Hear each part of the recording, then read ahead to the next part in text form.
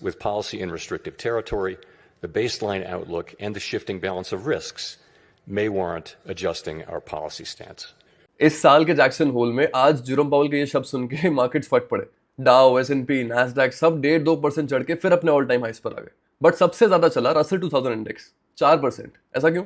Basically जैसा हमने पहले भी बात की है, कमजोर job numbers, tight labour market की वजह से इन्फ्लेशन पर क्या स्टांस होने वाला यूएस फेड का, इस पर सबकी नजर टिकी हुई थी। बट आज की स्पीच में फेड चेयर ने हिंट कर दिया कि स्टैगफ्लेशन वाला खतरा जो सब एंटिसिपेट करके चल रहे थे, डेटा के हिसाब से वो होता हुआ नहीं दिख रहा है, और टैरिफ्स वाला इन्फ्लेशन भी एक वन ऑफ दिख रहा है। And overall interest rate cut करना अब तय है, जिसका मतलब मॉर्गेज से लेकर सब तरीके के लोन सस्ते होने वाले, जिसका मतलब मार्केट में लिक्विडिटी फिर बढ़ने वाली। और इस सबका सबसे पहले सबसे ज्यादा फायदा पहुंचता है स्मॉल कैप कंपनीज को। आई मीन इंक्रीज स्पेंडिंग से सबका भला होता ही है, बट स्मॉल कैप कंपनीज को एक्सपेंशन के लिए एक बैंक लोन्स का ही सहारा है। उनके पास ये बड़ी कंपनी वाले बॉन्ड जैसे बथेरे एक्सेस नहीं होते क्रेडिट रेटिंग करके एंड ऑल। बट खैर, small cap companies are the first in line to benefit, and Russell 2000 US की स्मॉल कैप कंपनीज का ही इंडेक्स है। इस पर्सपेक्टिव को और कॉन्फ्लुएंस देता है ये एंगल कि पिछले 5 दिन से US indices left and right बस गिर रहे थे, बट उस दौरान स्टेपल्स अच्छा कर रहे थे, जैसे जॉनसन एंड जॉनसन या कोका कोला। बट आज की इस डेवलपमेंट के बाद सब चढ़े बट वो गिरे, जिसका मतलब है मार्केट्स इस अनसर्टेन इवेंट से पहले डिफेंसिव बेट्स पे पोजीशन थी। बट अब डविश फेड के बाद क्लियरली ये पोजीशंस अनवाइंड हो रही हैं और मार्केट का स्टांस अब दोबारा हो गया है रिस्क ऑन।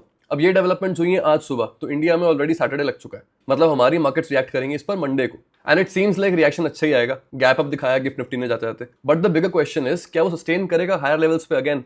आई मीन हमारी मार्केट्स अच्छा नहीं कर पा रही हैं lately, mainly because of under developing on quarterly results and उस पर सेलिंग फ्रॉम फॉरेन इन्वेस्टर्स। और ये तब था जब ऐसा कोई क्लियर नैरेटिव नहीं था एल्सवेयर। नाउ दैट यूएस में खुद ही एक क्लियर नैरेटिव है तेजी का फॉर द टाइम बीइंग, क्या ये सेलिंग यहाँ पे और इंटेंसिफाई होने वाली?